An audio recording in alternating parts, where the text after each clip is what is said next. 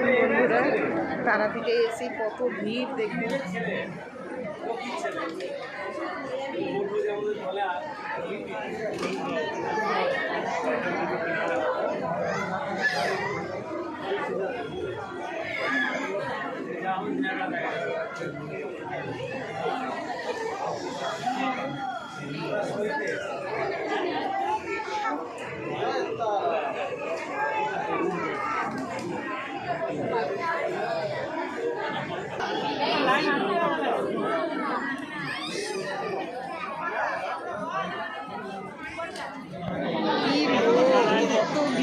ঠাকুর মন্দিরে কষ্ট না করলে কৃষ্ণ আসে না। যে যেমন মানত করেছে তার তেমন ফল পায় বলে এত ভিড় দিয়ে পুজো করতে দিতে আসতে হয়, তাই না বন্ধুরা?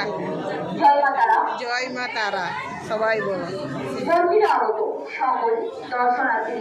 জয় মা তারা, জয় মা তারা।